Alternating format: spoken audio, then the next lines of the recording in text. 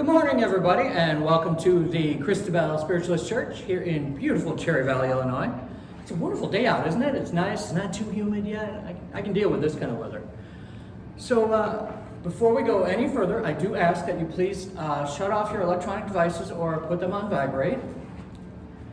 And if anybody would like to ring our Christabelle this morning to officially start our day off, feel free to go run up and grab the cord and let's get it started right. Let Spirit know we're ready and we're here with them.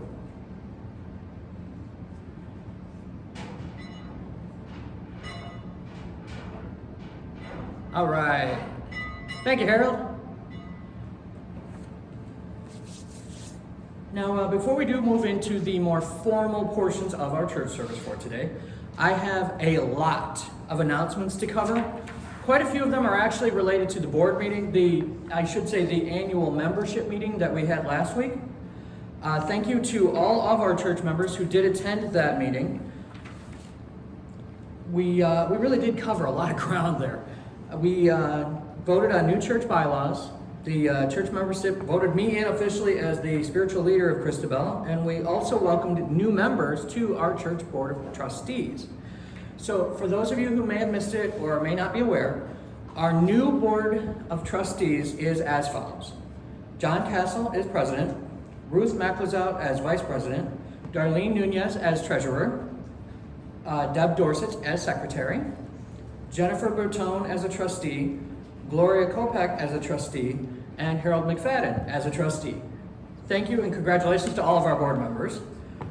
I would also like to extend an extra special thanks to retiring board members, Barb Spicer and Kate Spicer, for their service on the Board of Trustees. They've both always been very staunch supporters of Christabelle, and we do appreciate their service.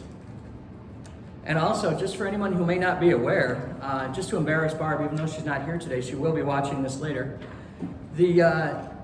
Barb and Dale Spicer will be celebrating their 63rd wedding anniversary on Thursday. And the Christabelle family here would like to wish them all, wish them both, a very happy anniversary. For the first time in a long time, we're going to be having committees here that are official through the church bylaws. Now, straight from our newly approved bylaws, these are what our standing committees are at the moment. A building committee, which is the duty and function of the building committee, shall be to oversee church buildings and grounds, make recommendations for, and oversee both contracted and volunteer maintenance and upkeep. So anything relating to the grounds and the buildings, that's the building committee. Nominating committee, and this is one that every church is supposed to have. The duty and function of the nominating committee shall be to identify and solicit qualified candidates for nomination to board vacancies, publicize vacancies, and place nomination names of those candidates at election meetings. The nominating committee shall operate independently of the Board of Trustees, and additional committees may be added as needed by the board. But we also have, and this is one of my favorites, is the Sunflower Committee. The duty and function of the Sunflower Committee is to organize and supervise the social activities of the society, as well as to visit society members in need of healing, and to carry out projects to communicate with individual members and friends of the society. In other words, we're here to help reach the community, help reach other church members, and to try and help heal people as much as we can. And finally, we also have a fundraising committee. The duty and function of the fundraising committee is to raise funds for the upkeep and betterment of this society. Also, to obtain permits as required by local government. The bookkeeping of all events to be dutifully turned over to the treasurer for all expenses and profits, and to ensure the chapel is returned to its proper condition for services. So in other words, we're here to make money for the church in whatever legal capacity we can, and if we have a psychic fair, or if we have some kind of an event that leaves the chapel in a little disarray, it's the fundraising committee's job to put it back the way it was, so that it's ready for Sunday. Any I'm getting ahead of myself. I'm just excited to start the church service. If you would like to sign up for a committee, and you haven't done so at the annual membership meeting, please talk to Deb Dorset, our church secretary. She will be taking all the signups. And just so that everyone is aware, signing up to be on a committee is not a guarantee that you will be on that committee. The reason being, if we have 14 people all sign up for fundraising or 14 people all sign up for the Sunflower Committee, we can't have that many people on a committee. Any pastoral or mediumship students who would like to serve the platform, contact me, as I will be providing an etiquette meeting after church on August 1st for anyone who has not been through one with me already. And just so that everyone is aware, and this also includes anyone who is not a pastoral student but would prefer to, would like to do the chairperson role or work the healing room, anyone who works the platform has to sign a current code of ethics as well as attend a platform etiquette meeting. That includes people who are in the position of chairperson, speaker, healer, or medium. And like I said, and this is important to me, a new code of ethics needs to be signed every year. That's part of national bylaws. For all my mediumship students out there, don't forget to do your homework. Our next actual day for our meeting is July 28th at 6:30, so it's coming up quick. That's what, this Wednesday? We have created a small lending library in the healing room off the chapel. If you'd like to check out a book from there, most of them are more spiritualist based, but there's quite a few that are more just mediumship and general spirituality. So we've created a lending library there, and there is a booklet there that you just kind of sign your name, sign what title you're taking, what date you've brought it out, you've checked it out, what day you're returning it. And that way we can kind of keep track of it. It's not so much about, oh, these are our books, we want to keep them, get them back. It's more about, I'm just curious to see if people are interested in learning and growing. So that's why we're kind of keeping track right now. We also have books for sale in the multi-purpose room. They're $1 a piece, and they really do cover a lot of different subjects. And quite a few of those are either duplicates, where we have 3 or 4 copies and we've only kept 1 or 2 here, or they're a subject that is not necessarily really germane to spiritualism. There's a lot of really interesting books in there, though. But we also have a few other items for sale in there, including a couple of old paintings that are not appropriate for the church. They're not bad, they're just not spiritualist. Our next Wednesday evening spirit greeting service is scheduled for August 11th. Everyone in attendance will receive a reading. We start at 6:30 p.m. and go until everyone else has been read, or until everyone has been read. That's $20 per person, and we do limit it to 20 people, so please sign up early. And finally, and thank you for indulging me with all of our information I just gave you, for anyone who would rather provide their offering online rather than in cash, we do also have our church's virtual offering plate that's available not only through our Facebook page, but also on our church's website as well. And anything that you can add to that offering plate is greatly appreciated. So, let us officially begin, shall we? Got all the business stuff out of the way, let's get spiritual. If you could please bow your heads for our opening invocation. Infinite intelligence, Spirit, open our eyes to the beauty of the world, to the wonder and mystery of creation, to your presence and to your power. Open our hearts to the love of others, to their goodness and their grace, to the great love that is for everyone. Amen. And now, and I know that I say this every week, but I do like to also explain for those viewers who are watching us virtually, the essence of what spiritualism is. If you want to think of them as the pillars of our faith in a way, is our 9 principles of spiritualism. And at this time, if you could please turn your hymnals to the front inside cover and join me in reading aloud the principles, our declaration of principles.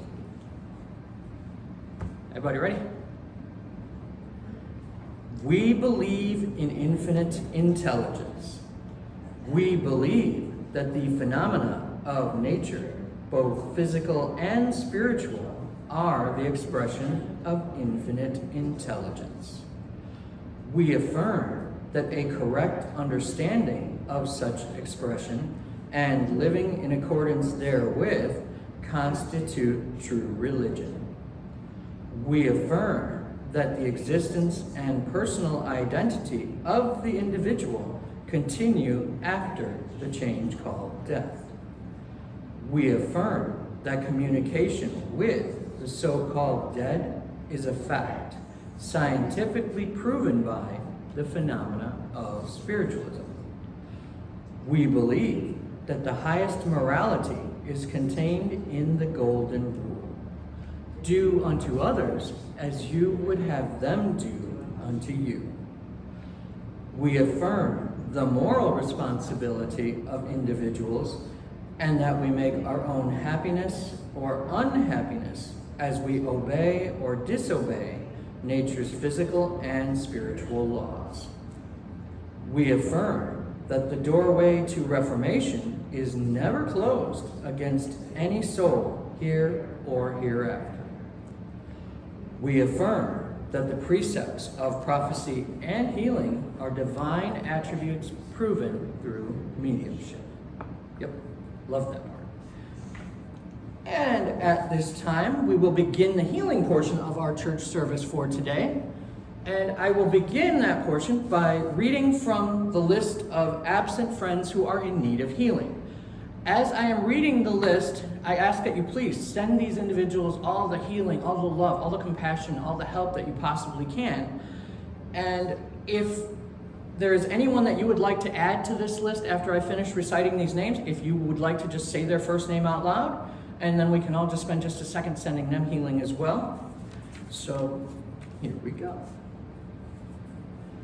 Raul, Bernadette, Lori, Debbie, CJ, Ryan, Tana, Kevin, Kate, Donna, Becky, Jack, James Bond, Feng Gui, Carolyn, Nancy. Does anyone have any names they'd like to add? Julie. Okay. And now we will begin with our healing hymn for today. Please turn your hymnals to hymn number 6, which is Hand in Hand with the Angels. And I asked, we have a little bit of a more intimate group today, a little smaller group, but just belt it out. Let's let those angels hear us loud and clear.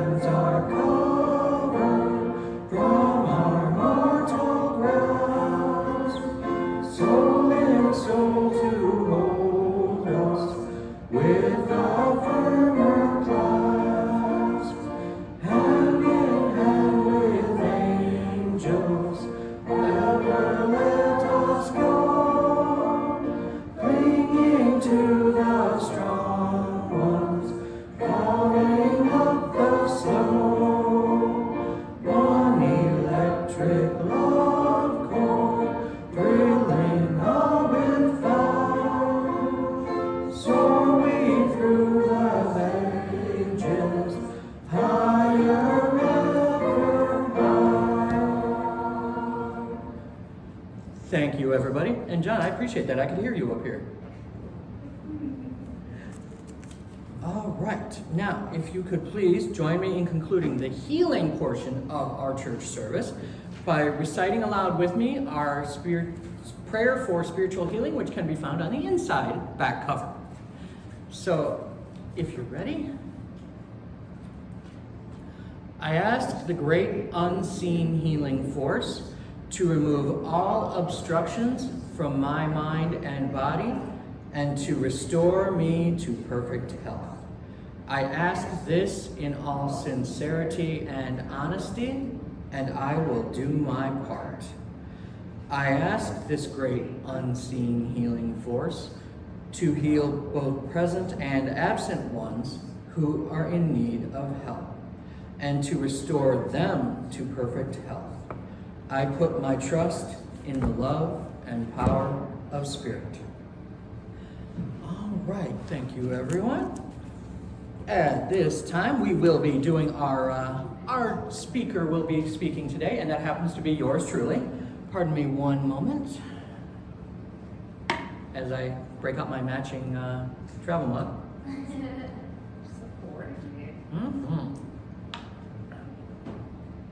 It's almost like somebody cares about me enough to get me a nice travel mug. All right. I watched them tearing a building down, a gang of men in a busy town. With a ho-heave-ho and a lusty yell, they swung a beam and the sidewall fell. I asked the foreman, "Are these skilled and the men you'd hire if you had to build?" He gave me a laugh and said, "No, indeed. Just common labor is all I need. I can wreck in a day or two what builders have taken a year to do." And I thought to myself as I went my way, which of these roles have I tried to play?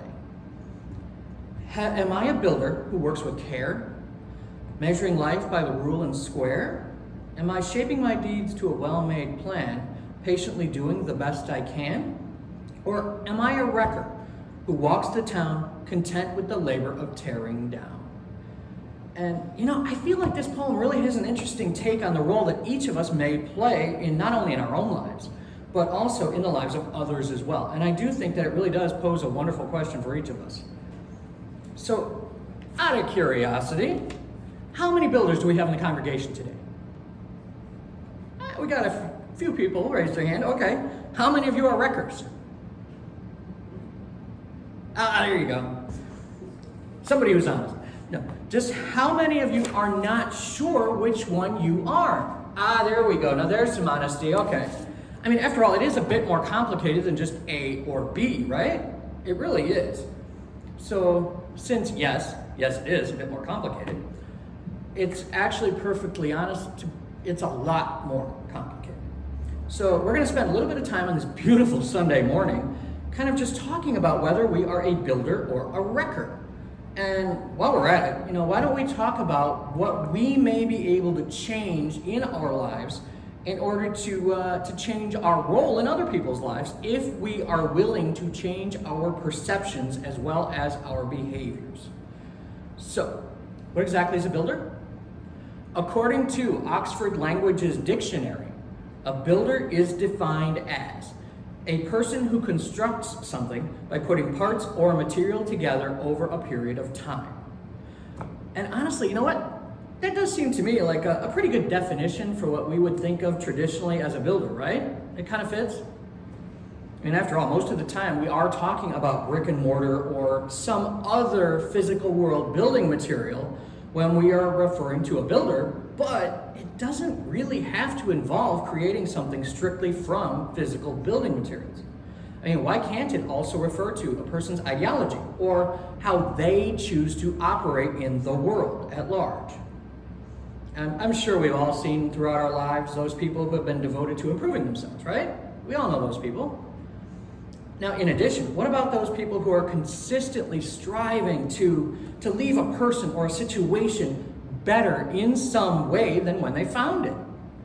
Those people will take various pieces of themselves or others and help to mend them into a much better, stronger, happier person. By the same token, I'm pretty sure that we've all seen those people who they're just not happy unless they feel like they're in control of a person or a situation, or if they can't be the one in charge, they're not happy unless they are the one in control of those who are in charge. If they can't be in control of it, they just want to wreck what's been built. I mean, after all, there are some people out there who are willing to sink the whole ship if they cannot be captain. And I know, I can see some of the looks out there. I'm being melodramatic again, but you know what? To be honest, I can't help it. You cannot be called by Spirit to work the platform in a spiritualist church without having at least a little bit of a flair for the dramatic. So, here I am. But it is all very true, though. It really is. In ways in which we play a role in our own lives, as well as the lives of others. Are you a builder, or are you a wrecker? Do you build people up, or do you tear them down? I mean, I have a feeling that most of us would prefer not to think of ourselves as being a wrecker. I mean, am I right? But I don't want to speak for all of you out there. I'm just going to let anybody who wants to be a wrecker, that's your happiness right there. And really, because if you think about it, how much skill does it take to make someone feel badly about themselves? Not a whole lot if you want to think about it. All you need to do is have a negative attitude that will guide your words, thoughts, and actions. To be a wrecker, it really is actually much easier than being a builder. So, okay. We're going to speak hypothetically for just a minute here. Say for whatever reason you do not want to be a builder. You want to be a wrecker. I'm going to wreck it. Wreck it, Ralph. Anyhow, don't ask me why you would want to be a wrecker, but if that's the case, I'm sure you'd have reasons. So, as I said, when it comes to being a wrecker, it's so easy. Anyone can do it. And since anyone can do it, this is how we do it. This is how we do it. I just had to embarrass you. But I digress. All you need to do to be a wrecker is to act angry while you criticize and point out what you see as the flaws in a person, place, thing, or idea. Then, and this is very important, do your best not only to shoot down any potential solutions, but to continue to poke holes in anything that anyone else says or any new ideas that are presented that may not come from you. A wrecker will do whatever is necessary to prevent another person from building themselves or their ideals up into something better than it was. Now, quite often this really is because the wrecker just does not want to see someone else succeed, even if it means the failure of something that the wrecker wants as well. Now, I've talked extensively about this in my competition sermon from a few weeks ago, for those of you who caught that. But a wrecker will see anyone else's success as their own failure. Now, how many of us are self-aware enough to see this in ourselves? All right, I see a few hands there. Nobody wants to admit that at some point in their lives that they took on the role of wrecker. But you know what? If we're being completely honest with ourselves, everybody has been there at one point or another. It's just part of the human experience that we're all going through. Jealousy, fear, frustration, and anger are all common emotions that are meant to be worked through in order to help us to become, ready? Say it with me now, better, stronger, happier people. We are not meant to be living in fear. It is a terrible neighborhood. Your neighbor's paranoia and stress, they're going to keep you up all night. Always live in love. It's a much better neighborhood. Not only is the view better, but the rent is so much cheaper. So I'm curious, anybody understand what I mean by that when I say that the rent is so much cheaper living in love? I get a few heads nodding. Okay, cool. Because, I can kind of hear your thoughts already, though. A few of you are going, oh, great, Pastor's lost his mind again. I mean, seriously, you cannot live in fear or in love. Come on, dude, get with it. Those are not real places. But when your mindset is based in fear, honestly, you're essentially magnetizing yourself to that feeling. And then what happens? After that, you are surrounding yourself with that emotional energy, which will attract more of that energy to you. Anyone out there remember the law of attraction? Like attracts like. Cool, I knew you'd all know that. For those who don't remember it, though, it does boil down to this. As like I just said, like attracts like. What you focus on is what you are going to draw into your life, good, bad, and ugly. As such, that energy will have an effect on exactly where you will go with your life, as well as how easily it will flow. The more lower vibrational energies you are attracting to yourself, the more challenges you are going to bring on to yourself. Not only that, but how many of you have noticed that when you are being actively angry, negative, fearful, etc., that it takes a toll on your physical health? I mean, really, I know that I can raise my hand for that one. The more stressed out I allow myself to be, or if I let myself wallow in that pity, party of one, that kind of a mentality, then I find that my physical health suffers. Now, as I have spoken about previously, it has been my personal experience that we outline our lives before we come here. We also have a tremendous amount of free will to decide how easy or how challenging we choose to make our lives while we are here. As I pointed out in our All the Difference and Road Trip sermons, principle numbers 7 and 8 put into action. That's what I'm talking about. So, okay, enough about the wreckers or the Wreck-It Ralphs of the world. Let's talk for a minute about the builders of the world, shall we? The Fix-It Felixes, if you will. So, what about those people in your life who are always looking to build others up in order to help them learn, grow, strive, and thrive? In case you don't really recognize those people who could be in your life, let me point out just a few personality traits that those people will have. They will be those people in our lives who are always looking for the silver lining in whatever situation. These are the people who, despite any struggles that they themselves may be going through, are always quick to lend a hand. They actively work to improve themselves, others, and any situations that they may be involved in. These are the people who, when they are in a group or they are involved in a group project of some sort, they will be the ones who are continually looking for new ideas or new solutions to old ways of doing things that just may not work anymore. These people are the innovators. These are the ones who want to help in some way. Why? The helper seeks to help because they know what it is to be helpless. They have been in that place of weakness, that place of disempowerment, and have found ways to move out of that neighborhood of fear and into one of peace, love, and happiness. They recognize that instead of tearing someone down, which really benefits no one, they would rather build someone up to elevate them and to help them to move forward together in a loving, compassionate way. You all know this already, but it's not about the ego with its fragile desire for control and overwhelming jealousy. It is all about the we go, as in we all go together to learn, grow, strive, and thrive. I mean, seriously, isn't that what spiritualism is truly about after all? A bringing together of so many different traditions from around history and around the world that all have several wonderful truths in common.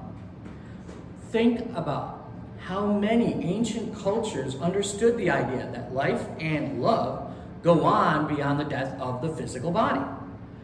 Now, think for a second about people like Andrew Jackson Davis, the Fox sisters, and countless others who have helped prepare the world for that new era of peace, love, and understanding that we here today are still ushering into the world.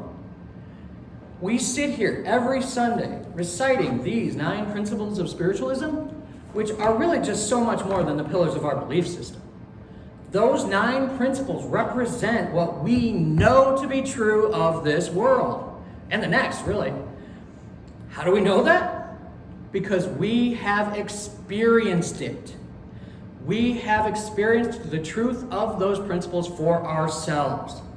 Many of us have stood before this very platform and affirmed that, yes, we have tested the ideals and truths of spiritualism to our satisfaction. I mean, after all, as spiritualists, we are taught not to just take things on faith.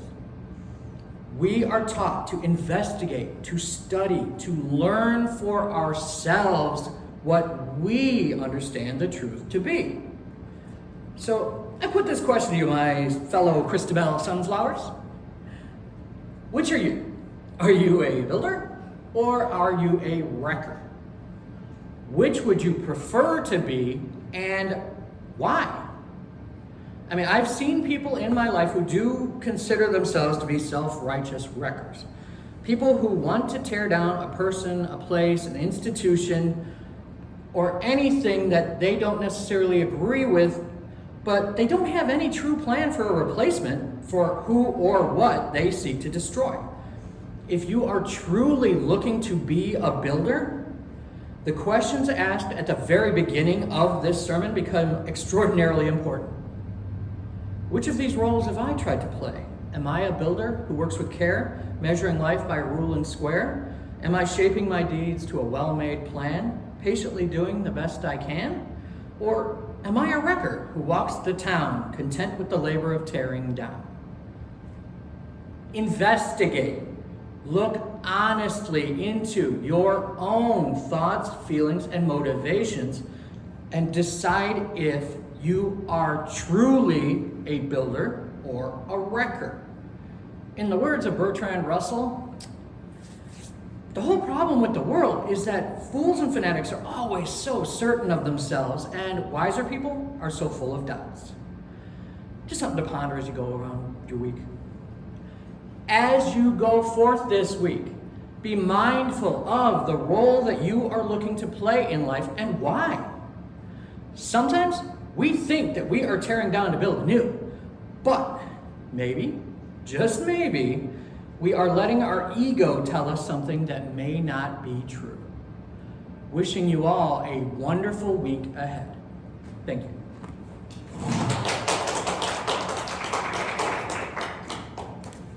Now, at this time, I ask that our usher please come forward for the collection of the offering. Would you like to play some bump music? Disney?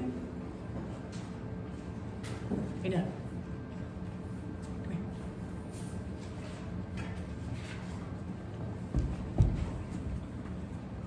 here. If you could please. Go ahead, John. I'll do it after. John, go ahead. I'll do it after.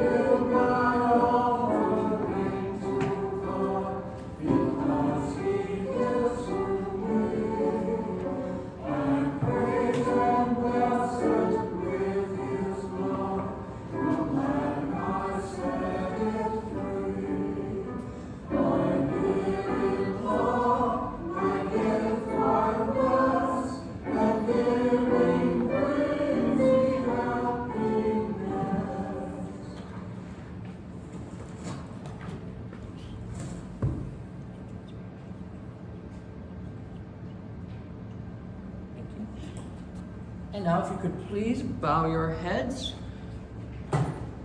Let us bow our heads in prayer. Infinite Spirit, we give thanks for these gifts so generously given. Without these gifts, we cannot grow. We ask a blessing for what is shared with us today and a special blessing for the givers. May they continue seeing the law of abundance in their lives. We dedicate these gifts to the future of our church and to spiritualism. Okay, and now we will officially begin the Spirit greeting portion of our church service today. And for this one particular hymn, I ask that we stand. Let's raise the vibration. Let Spirit know we're with you. And if you could please turn your hymnals to hymn number 162 and sing it loud. Let's hear you on the recording. Let Spirit know that we're all here and we're ready to communicate. 162, Spirit calls us.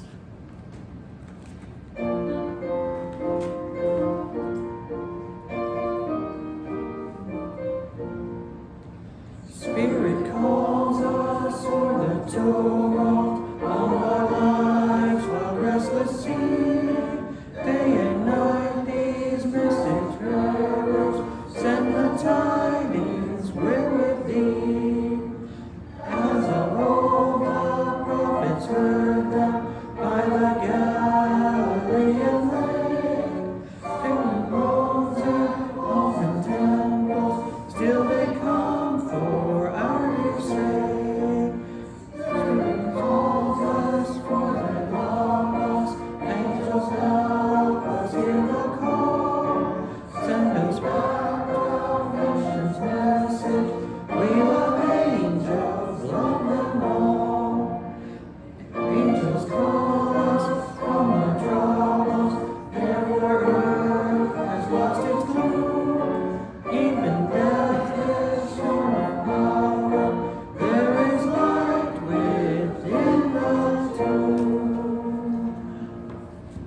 may be seated. Now, for our spirit greeting portion of our church service, I know that everyone has been here before, but just as a good refresher for all of us, I will be asking that if I come to a specific person, and I should mention that I will be giving anywhere between 3 and 5 readings today, depending on which Spirit will let me, how many Spirit will let me do. And when I come to you, I ask that if you are interested in receiving a reading, that you please stand and that you tell me yes, that you would be interested. If you are not interested in receiving a reading today, I completely accept that. Just tell me no, thank you, and remain seated, and I will move on to the next person. So without any further ado, let's see. Who do we want to go to first? Okay, apparently that will conclude our spirit greeting portion. I apologize for anybody who did not receive a reading, but that is also why we do our Wednesday evening spirit greetings. Is during those, everyone will receive a reading. Now, at this time, flip pages. Our closing hymn for today will be number 159, Open My Eyes That I May See. I'll let you sit for this. I'll let you sit for it. So if you could please, once again, sing it loud.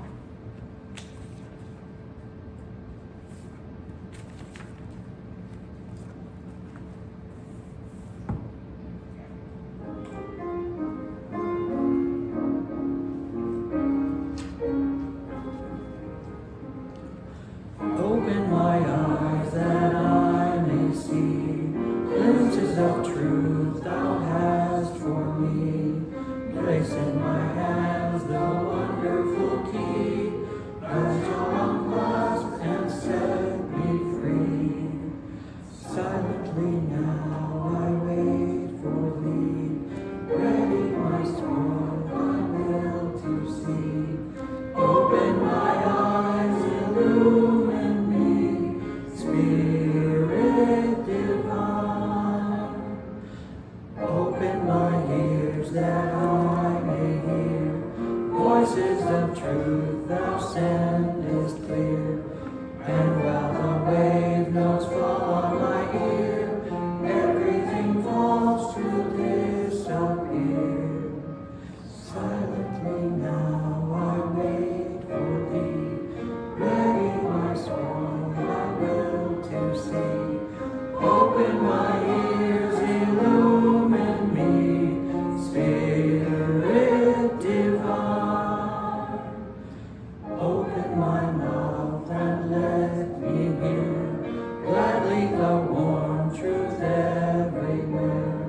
Open my heart and let me prepare love with thy children thus to share.